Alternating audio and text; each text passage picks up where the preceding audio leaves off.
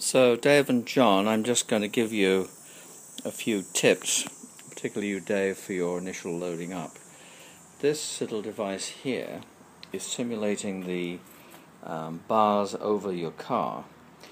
Those straps ought to have been long enough to go all the way through. For some reason are not. I think I must have lost the originals. So you've got a rope there just to act as an extra loop. Obviously the oars, I've had to fix the collars which prevent the oars sliding through the rowlocks because I had lost one, so I've mucked up a couple of them, and I think you'll find they work okay, but you're going to be able to tell me that, John. This thing here, this trestle, is for putting the back end of the boat on, so you can pick up the front end and put it onto the rollers, taking it onto the top of the vehicle. I'll demonstrate that a little bit in a minute. There are two sets of wheels. The pair that are fitted on, usually you leave them on while you run the boat into the water down a slope, or if you need to go off the edge of a dock, you just stick the front end of the boat in and let it just go down and get itself into the right position for you to enter. Once in, you just undo those wheels and stick them behind you.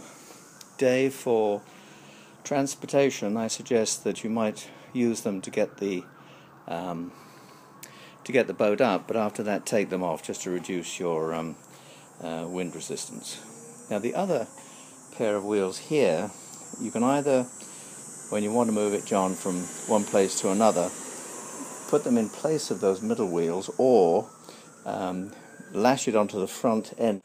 Now in the boat we have a regular sliding seat for rowing, but here are a couple of seats that can replace the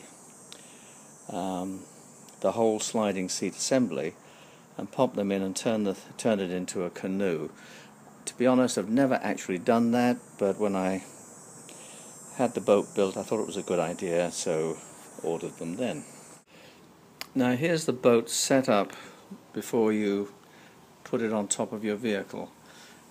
Basically the back end here gets lifted up onto the trestle, which then puts you halfway up on top.